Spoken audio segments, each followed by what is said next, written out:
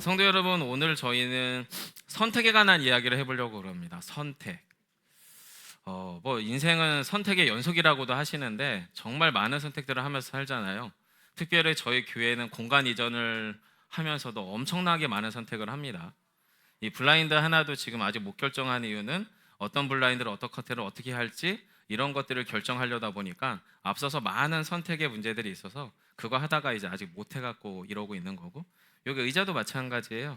의자도 장의자도 좋은 것 같고 개별 의자도 좋은 것 같아요. 그리고 가격을 조금 저렴하게 중고를 쓰는 것도 좋고 신품을 쓰는 것도 좋겠어요. 다 좋아 보여서 어떤 걸 어떻게 할지를 좀 한참 고민하면서 지금 선택하고 있잖아요. 여러분의 인생을 좀 한번 돌이켜 보시면서 저와 여러분의 인생의 최고의 선택은 무엇입니까? 최고의 선택은. 네. 이런 얘기는 저희 아내가 있을 때 해야 되는데 지금 아이들 때문에 내려갔나 봐요. 저희 최고의 선택은 저희 아내를 만난 겁니다. 여러분 안 그러시나요? 옆에 있는 배우자를 만나신 게 최고의 선택 아니신가요? 네, 네. 아, 네, 아멘. 네. 때마침 배우자가 옆에 안 계세요. 네. 사실 그렇죠. 여러분의 배우자를 만나는 것, 또 지금 다니는 학교, 직장, 직업을 갖는 것 등등, 이게 우리의 최고의 선택이 되면 너무 좋지요. 그리고 실제로 그런 경우도 있을 것 같아요. 그리고 지금 현재 저에게는 앞서서 말씀드린 것처럼 지금의 아내를 만나고 또 예수비본교회를 개척한 것, 이것이 지금 저에게 있어서는 최고의 선택입니다. 만약에 누군가가 다시 개척을 해볼래요? 라고 하면 저는 할 것 같습니다. 예전에 말씀드렸던 것처럼 부목사로 있을 때에는 하나님과 동시에 또 다른 뭔가를 섬겨야 했었던 상황 속에서 저의 신앙 양심을 지켜가는 것이 항상 자유롭지는 못했던 것 같기 때문에 전 하라면 지금도 개척을 하겠습니다. 저는 이 자리에 계신 성도 여러분께서도 저희 예수비본교회를 만나고 또 이 개척에 참여하신 것이 여러분의 인생에 내가 참 잘했다, 좋은 선택이었던 것 같다, 요 생각들을 여러분이 좀 충분히 하실 수 있는 선택이 되기를 간절히 축원합니다. 네. 자, 그러면 이런 좋은 이야기도 있지만, 좋은 선택도 있지만 여러분의 인생의 최악의 선택은 뭔가요? 앞서서 얘기했던 거 모든 거, 배우자 그분, 또 그 직장, 또 학교 뭐 등등, 반대면 너무 비참하지 않을까요? 물론 최악의 선택이나 오판 이런 것을 할 만하다 하지 않은 이야기, 목사님 저는 그런 일 별로 없었던 것 같은데 좀 무난했어요, 뭐 그러면 너무 감사하고 잘 된 것 같아요. 하지만 반드시 아마 우리 삶을 살다 보면 저도 제 나이인데도 야 이건 최악이었어 라고 하는 선택이 있었는데 여러분의 삶에서도 있을 수 있잖아요, 그죠? 어떤 선택이 최악의 선택이셨어요? 제가 저의 선택들을 생각해 볼 때에 최악의 선택에 공통점이 하나 있더라고요. 모든 선택은 사람과 관련된 일이었습니다. 사람과. 상황이 최악이었던 적은 없었던 것 같아요. 왜냐하면 상황은 항상 좋기도 하고 나쁘기도 하더라고요. 그런데 사람과 관련된 것은 최악의 선택인 경우가 꽤나 많습니다. 잘못된 만남으로 인해 불행해지는 가정생활이나 사회생활, 또 잘못된 사업 파트너를 만났기 때문에 경험하게 되는 심각한 사업의 실패들, 그리고 잘못된 교회와 잘못된 교우들을 만남으로 말미암아 우리 마음 안에 돌이킬 수 없이 너무나 뼛속 깊이 남은 신앙의 상처들, 이 모든 것들의 깊은 상처들과 최악의 선택의 이면에는 항상 사람이 있는 것 같아요. 하지만 지금도 저희는 그렇게 사람들과 같이 신앙생활을 하고 삶을 살아가고 있죠. 오늘 본문에는요, 다윗이 등장하는데 다윗의 인생에서 최악의 선택, 인생의 최극악의 오판을 오늘 본문은 보여주고 있습니다. 성도 여러분, 근데 이 문제가 뭐냐면 이 본문이요 좀 뜬금없어요. 도대체 다윗이 이 본문에 등장하는 인구조사를 함으로 일어난 인생의 비극이 언제 일어났는지 성경이 분명하게 얘기하질 않아요. 언제 왜 일어났는지를 그렇게 충분히 설명해주고 있지 않다는 거예요. 그저 다만 다윗 왕정이 아주 안정적일 때, 소위 잘 나갈 때, 또는 충분히 잘 나가다가 이제 그 왕권이 어느 정도 마무리되는 노년기, 이쯤에 일어난 일이 아닐까 정도만 사람들이 상상하고 또 학자들이 예측할 뿐이에요. 유일한 단서는, 도대체 이 사건이 왜 일어난 걸까라고 하는 유일한 단서는 1절에 있습니다. 본문 1절인데요. 같이 한번 읽어볼까요? 함께 하겠습니다. 여호와께서 다시 이스라엘을 향하여 진노하사 그들을 치시려고 다윗을 격동시키사 가서 이스라엘과 유다의 인구를 조사하라 하신지라. 이 구절 앞부분을 보면 하나님이 진노하시는데 다시 진노하셨다라고 설명을 하고 있어요. 그리고 진노하셨을 뿐만 아니라 다윗을 격동시켰다라고 이야기합니다. 즉 진노하시는 대상은 이스라엘이라고 하는 전체 공동체이고요. 자, 화는 이스라엘 공동체에게 났는데 격동시키는 인물은 다윗이라고 하는 어느 한 특정 인물에게 하나님이 지금 이렇게 하고 있는 거예요.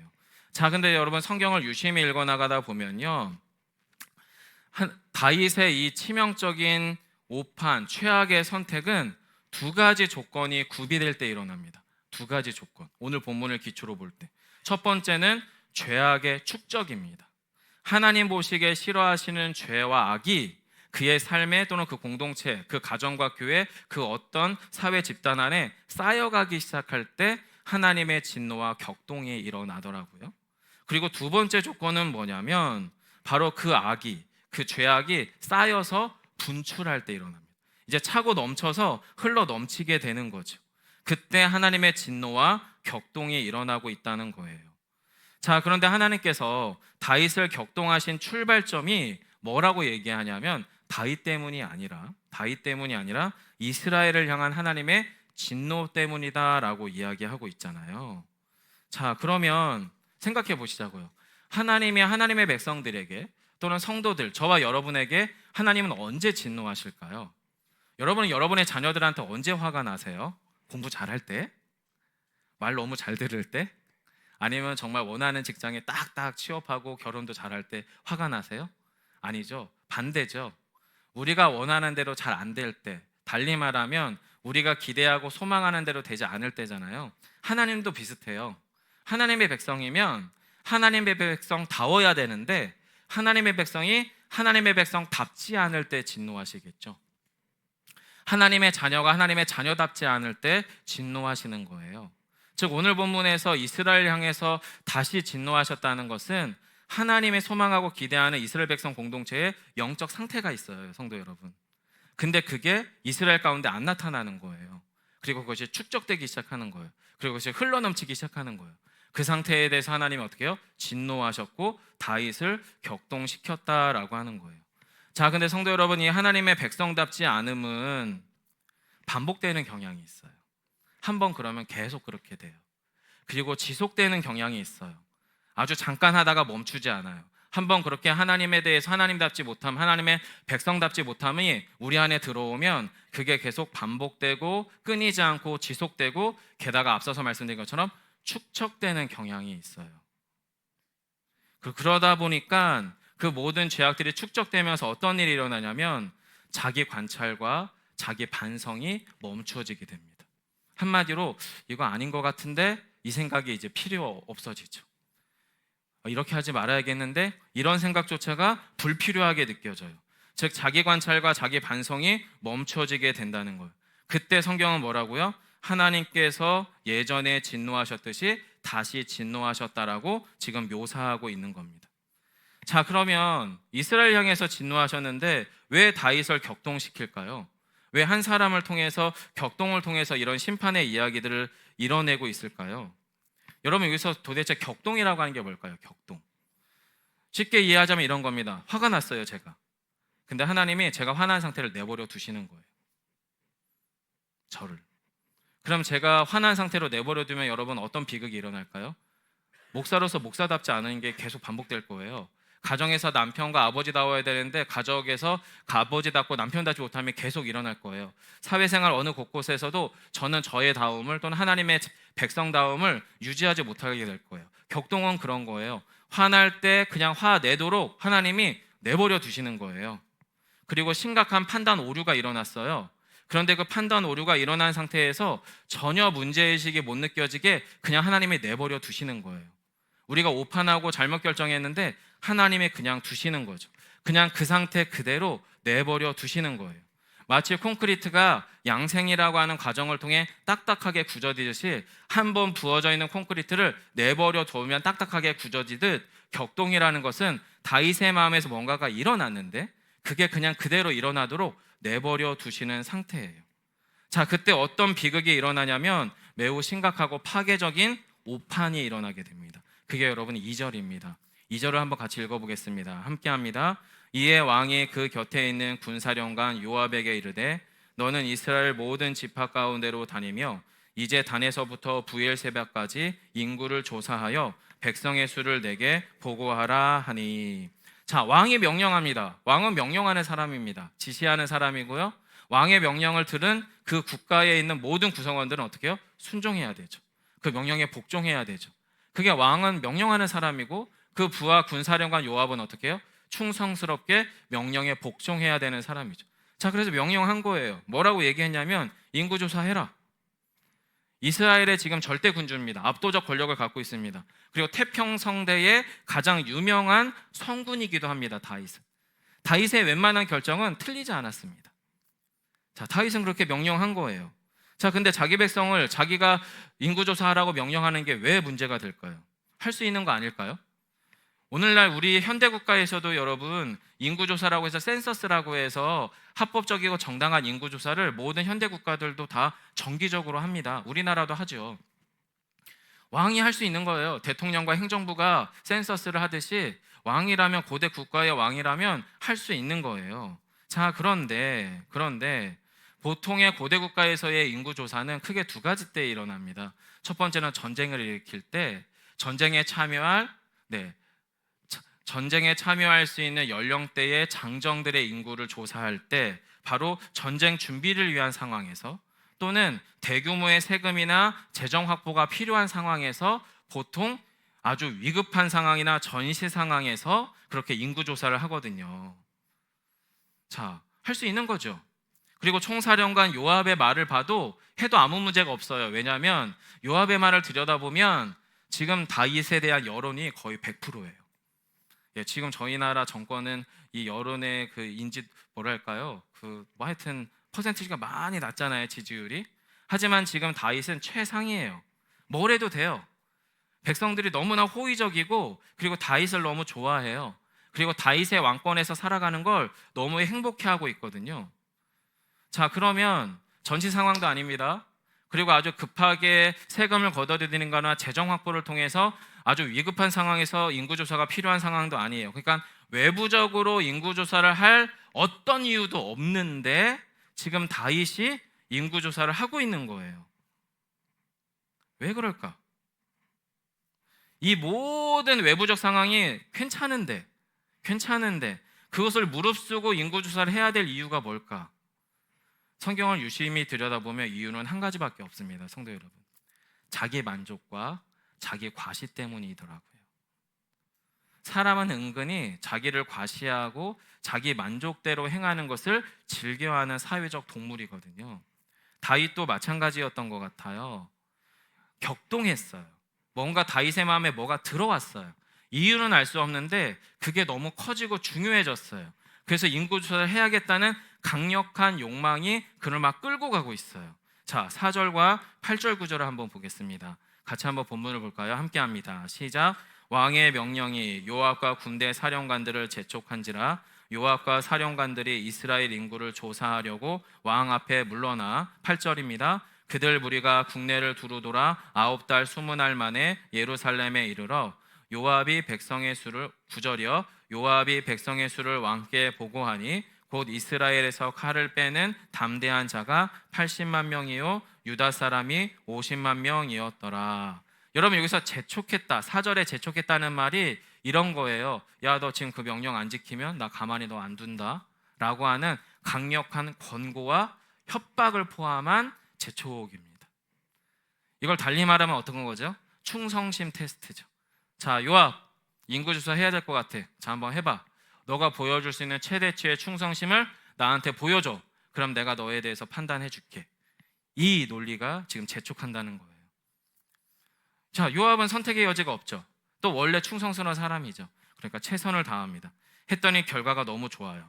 기간이 너무 많이 걸렸네요. 자그마치 9달하고도 20일이 더 걸렸어요. 그리고 그 가운데에서 인구조사를 해봤더니 이스라엘은 괜찮아요. 당장 전쟁을 일으켜도 충분히 80만 명에 50만 명이라고 하는 막대한 인구가 전쟁에 참전할 정도로, 또 막대한 인구가 재정적인 헌신에 참여할 수 있을 정도로 이스라엘은 괜찮아요. 자, 그런데 앞서서 말씀드렸잖아요. 이 인구조사는 쓸데없는 거였다고, 적절하지 않았다고, 그 시기에 그것이 필요하지 않았다고. 그럼 외부적으로 그걸 해야 될 이유가 전혀 없는데 그걸 꼭 해야 되는 이유는 다윗에게만 있죠. 그리고 다윗의 그 이유는 자기 만족과 자기 과시 때문이었다라고 말씀드렸어요. 사람은 자기 만족과 자기 과시의 동물인데 왜 자기 만족과 자기 과시를 하고 있는 다윗이 문제일까요? 그게 왜 하나님 앞에서 죄악이 될까요? 왜냐하면 다윗의 모습에서 사울이 보이기 시작했기 때문에 그렇습니다. 하나님께서 사울 세우신 것을 후회하셨다고 이야기하고, 다윗을 통해서 하나님의 세우시는 하나님의 나라와 하나님의 세우신 하나님의 통치자 지도자가 어떻게 달라야 되는지를 보여주려고 샘플로 다윗을 세웠는데, 어느새 다윗의 노년에 또는 다윗이 충분히 잘 되고 있을 때 다윗의 모습에서 사울이 보이기 시작하는 거예요. 사울이 왜 하나님 없이 스스로 왕이 되려고 했죠? 아시는 것처럼 모든 전쟁의 공을 자신을 이방의 다른 국가들의 왕처럼 신격화하고 싶은 마음이 있었거든요. 그래서 사무엘이 거기에 대해서 지적할 때 사무엘을 겁박하고 협박해서 강제로 여호와 하나님의 제사를 자신 사울을 위해서 제사하도록 강권하던 왕이 바로 사울이었습니다. 지금 사울의 그 욕망이 다윗 안에 보이기 시작하는 거예요. 아, 내가 지금 충분히 이스라엘을 잘 통치하고 있구나. 아, 이스라엘이 지금 제대로 잘 돌아가고 있구나. 역시 내가 하는 게 지금 이스라엘을 아주 잘 운영하고 있는 거구나. 충분한 자기 만족과 자기 과시를 통해서 내 안에 있는 확신과 자신감을 충전받는 거죠. 그리고 그런 충동 속에서 신하들을 충성 테스트하면서 줄 세우기를 합니다. 즐기는 거죠, 충성심을. 그리고 그들의 충성심을 이용해서 자신의 왕권이 얼마나 우월하고 안정적인지 과시하기 시작을 합니다. 이 목적을 가지고 있는데 이건 우리 내면에 있는 거잖아요. 다윗의 내면에 있는 거니까 차마 이렇게 말할 수가 없는 거예요. 그런데 밖으로는 어떤 이유도 없어요. 인구조사를 해야 될 타이밍도 아니고 상황도 아니고 이유도 없고 목적도 없는데 인구조사를 해야 될 이유는 딱 하나, 다윗 안에 있는 거예요. 근데 그 이유가 정당성을 갖게 되죠. 너무 강력하게. 자, 앞에서 말씀드린 것처럼 바로 요압을 비롯한 여러 군인들을 협박하고 압박해서 인구조사를 하게 됩니다. 그리고 그러면서 다윗이 어느새요 사울처럼 하나님을 놓쳐버리게 됩니다. 사울 안에 일어난 비극이 똑같이 일어나요, 성도 여러분. 하나님을 놓친 하나님의 사람 다윗은요 결국에 자신이 하나님이 되는 방식으로 사고하고 행동하고 결정하게 됩니다.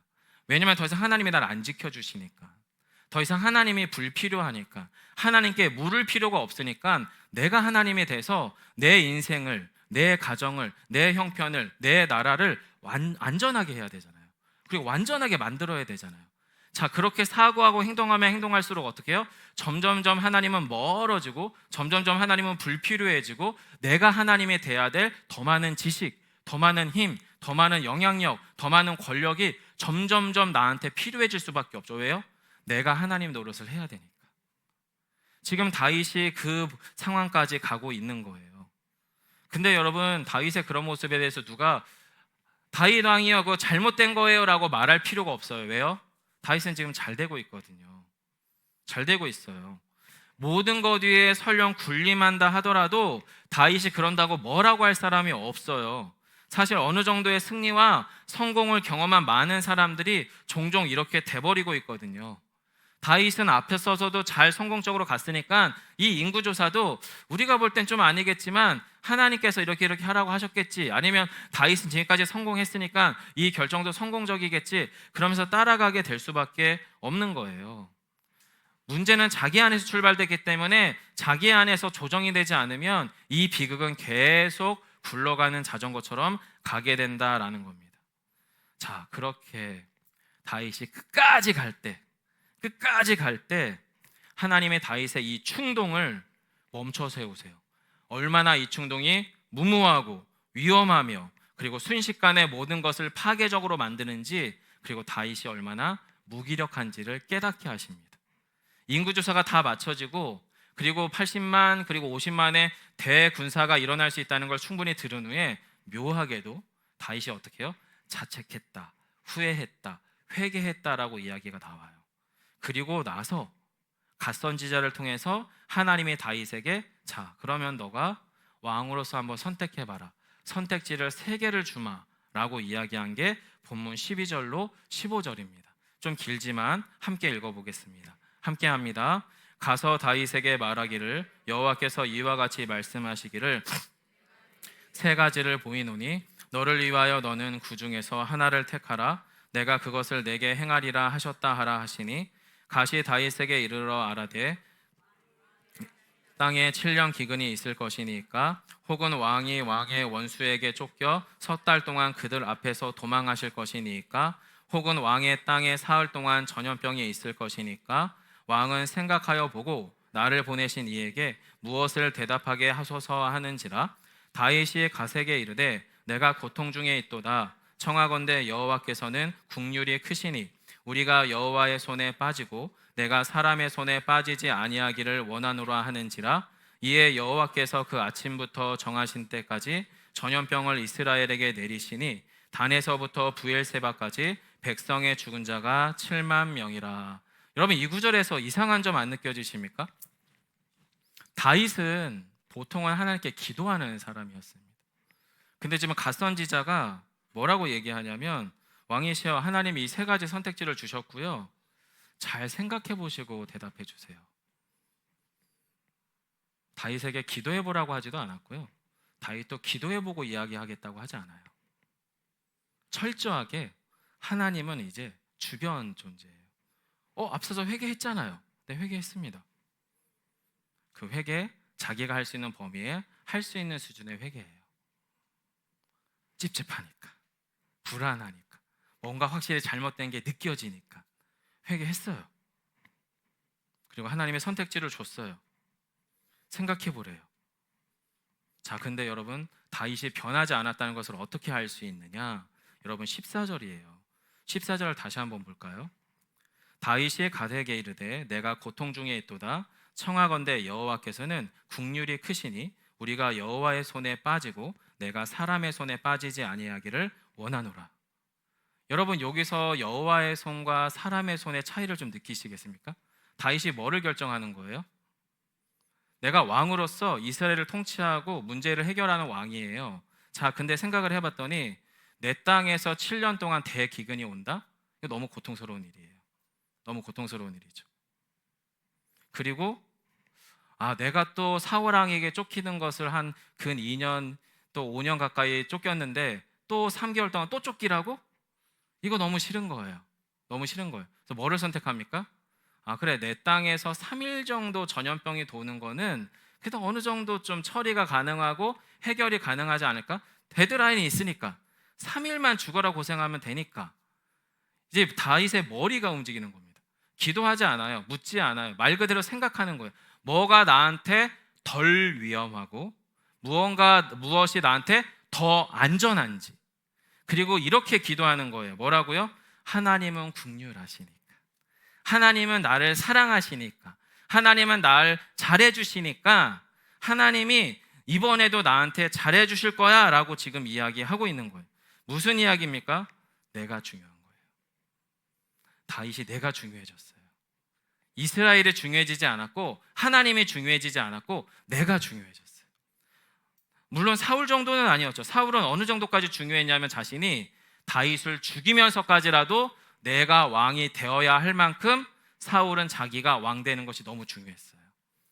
물론 다윗은 그 정도는 아니었어요. 하지만 내 땅에서 7년간 대기근에 시달리는 거나 내가 석 달 동안 또 원수의 칼날에 쫓겨다니는 것보다는 차라리 이 땅에서 3일 전염병 도는 게 훨씬 더 안전하고 훨씬 덜 위험하고 내가 나 자신을 통제할 수 있는 안전한 거라고 판단하기 시작한 거죠. 그래서 이렇게 얘기하는 거예요. 자신이 더 안전할 수 있고 덜 위험해 보이는 심판 매뉴얼을 선택합니다. 왜냐하면 하나님은 적어도 언제나 자신에게 관대했거든요.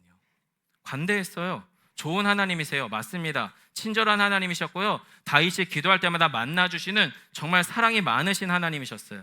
그래서 다윗은 말하는 것 같아요. 어린아이처럼 하나님 원래 그런 분이시잖아요. 원래 저한테 잘해주시잖아요. 제가 뭘 좀 잘못 오판하고 잘못 선택해도 하나님 눈 감아주시는 분이잖아요. 아니면 원래 눈이 없으시든지 적당하게 타협하고 해도 괜찮은 하나님이시잖아요. 이런 식으로 지금 하나님을 대하고 있는 거예요.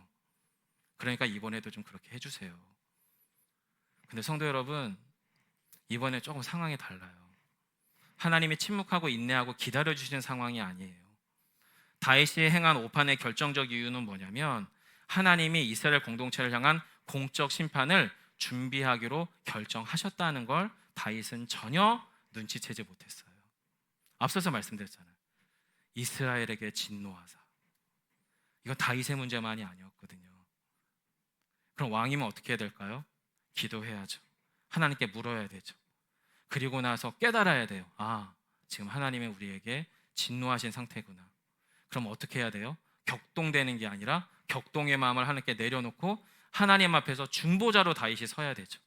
그런데 그럴 수 있지가 않은 거예요. 오히려 다윗은 자신 안에 자기 만족과 자기 과시와 자기 욕망을 그냥 그대로 둬요. 하나님도 그걸 그대로 두시죠. 그리고 그 욕망을 불쏘시개로 사용하셔요. 이스라엘의 심판에. 성도 여러분, 다소 무거운 이야기겠지만 우리의 인생을 대부분 외줄 인생이라고 말씀들 하세요. 위험하잖아요. 학교 어디를 가느냐, 배우자를 누구를 만나느냐, 직장이나 사업 무엇을 어떻게 하느냐, 그리고 이 사업에서 내가 어떤 결정을 어떻게 하느냐, 하나만 삐끗하면 미끄러질 수 있잖아요. 사실 그렇거든요. 모든 선택이 고통스러워요. 우리 믿음의 식구들 가운데에서는 정말 질병이나 관계의 문제로 인해서 이 배우자랑 더 가야 되나 말아야 되나 극심한 선택의 고통 가운데 있는 분들도 계셔요. 사업처에서도 마찬가지잖아요, 여러분. 사업체에서도 극심한 선택의 고통들이 우리 안에 놓여 있거든요. 이걸 달리 말하면 영적인 외줄 아니고 뭐겠습니까? 자, 그런데 우리는 그때마다 하나님께서 주신 길, 하나님이 주신 방식으로 가지 않는다면 어떤 일이 일어날까요? 내가 선택한 길, 내가 안전하다고 느끼는 길, 내가 생각하기에 하나님의 길이라고 느껴지는 그 길로 가게 되겠죠. 왜냐하면 두 길밖에 없으니까. 그리고 그 길 끝에 가서 비로소 깨닫게 돼요. 아, 이게 아니었구나. 이게 오판이었구나. 다윗도 마찬가지였던 것 같아요. 자, 그런데 하나님의 그런 다윗을 붙드세요, 성도 여러분. 그런 다윗을 붙드세요. 17절로 19절을 좀 마지막으로 한 번 더 읽어볼까요? 함께 읽겠습니다. 시작. 다윗이 백성을 치는 천사를 보고 곧 여호와께 아뢰어 이르되 나는 범죄하였고 악을 행하였거니와 이 양무리는 무엇을 행하였나이까? 청하건대 주의 손으로 나와 내 아버지의 집을 치소서 하니라. 이 날에 같이 다시에게 이르러 그에게 아뢰되 올라가서 여부스 사람 아라우나의 타작마당에서 여호와를 위하여 제단을 쌓으소서 하매 다윗이 여호와께서 명령하신 바 가세 말대로 올라가니라. 아멘. 19절입니다. 다윗이 여호와께서 명령하신 바 가세 말대로 올라가니라. 가세의 말은 하나님의 말씀이 아니었습니다. 자신의 뜻은 인구조사를 하는 거였습니다. 그런데 그런 다윗이 17절에 보면 다윗이 백성을 치는 천사를 보고 이렇게 말합니다. 이 양무리는 무엇을 행하였나이까? 청하건대 주의 손으로 나와 내 아버지의 집을 치소서. 우리의 방식, 우리의 욕망, 우리의 기준에 서서는 저 천사가 안 보여요. 우리의 기준에서는 하나님의 일하심이 안 보여요. 그리고 우리의 기준에서는 백성들이 다윗 때문에 얼마나 고통했는지 볼 수가 없어요. 그런데 다윗이 하나님의 은혜가 부어짐으로 하나님의 길, 하나님의 방식, 하나님의 선에 보자 고통하고 있는 백성들이 보이는 거예요. 성도 여러분, 저희가 가정에서나 교회에서나 우리의 삶의 자리에서 우리가 하나님의 자리에 있으면 옆에 있는 배우자가 고통하는 게 안 보여요. 옆에 있는 성도들이 고통하는 게 안 보여요. 옆에 있는 불신자들이 하나님 없는 자리에서 어떻게 고통하는지 죄송하지만 볼 수가 없습니다. 왜요? 우린 계속 그 길로 가니까. 그리고 그 길엔 계속 사람들을 만나거든요. 똑같은 사람들. 하지만 우리가 하나님의 자리에, 하나님의 가시는 그 길에, 하나님의 생각하는 그 방식 안에 머무르기 시작할 때 이쪽에 서면 저게 보여요. 이게 보여요. 하나님이 다윗의 마음을 옮기신 거예요. 격동을 멈추신 거예요. 그의 자기 가시와 자기 욕망과 자기 만족대로 행하는 그것을 멈추어 세우시고 질문 던지신 거예요. 야, 그거 아닌 것 같은데. 그리고 다윗의 눈이 열려요. 그리고 보는 거죠. 아니구나. 뭐가 잘못됐구나. 이거 확실히 아니구나. 앞서서 다윗은 하나님께 강요했어요. 자신의 방식, 자신의 욕망, 자신의 기준을 가지고 하나님 3일 정도만 치십시오. 3일 정도만. 원래 하나님은 긍휼의 하나님이시잖아요. 저 더 이상 사람들한테 치이는 거 지긋지긋합니다. 선택의 고통 가운데에서 대부분의 일들이 사람 만나는 것 때문에 생기는 일이니까 사람 때문에 치이는 거 저 이제 그만하랍니다. 하나님은 저 사랑하시잖아요. 그러니까 저 3일만 좀 쳐주세요. 이게 얼마나 심각하고 교만한 하나님의 자리에 자신을 세우는 심각한 오류였는지 다윗이 이제 눈뜨기 시작한 겁니다. 성도 여러분, 우리의 방식, 우리의 욕망, 우리의 기준을 하나님께 강요하지 마세요. 그렇게 휘둘리실 분이 아닙니다. 절대 아닙니다. 제가 해봤는데 안 됩니다. 제가 오히려 하나님의 기준에 맞춰지면 맞춰졌지 절대 그렇지 않습니다. 여러분도 다 해보셨을 거잖아요. 하나님이 이렇게 해주셔야 됩니다. 이거 돼야 됩니다. 될 줄 믿습니다. 이거 이렇게 해야 됩니다. 그 중에 어느 정도가 혹시 하나님의 뜻에 맞아서 되셨을까요? 저는 안 된 게 더 많았던 것 같거든요. 그럼 여러분, 우리가 우리의 기준과 방식, 욕망을 하나님께 강요하는 게 아니라 반대가 돼야 되죠. 어떻게 해요? 하나님의 기준, 하나님의 바램, 하나님의 소망에 우리를 맞춰야 돼요. 우리를 맞춰야 돼요. 그럼 그때 비로소 보이는 게 있어요. 뭐가 보여요? 하나님께서 우리 가운데 일하시는 그 일하심이 보여요. 다윗이 천사를 본 것처럼 하나님의 일하심이 보여요. 그리고 그렇게 하나님의 일하심이 보이기 시작하면 다윗은 느끼는 거죠. 하나님이 다시 나를 붙잡아 가고 계시는구나. 앞서서 이정정 원사님 분식집 이야기를 했습니다. 제가 저희 개척을 준비하는 여정 안에서 참 많은 상황들이 사실 있었습니다. 근데 그때마다 그걸 사람들한테 다 말하기도 이상하고 또 혼자 뭔가 이렇게 좀 털어내기가 답답할 때 권사님 댁에 가게, 분식집이죠. 폭양떡볶이를 갑니다. 그럼 가면 권사님은 항상 저한테 1.5인분의 식사를 주십니다. 제육을 줘도 1.5인분이고 국수를 줘도 1.5인분입니다. 그럼 저는 그냥 그걸 먹습니다. 그냥 먹고 그리고 대화합니다.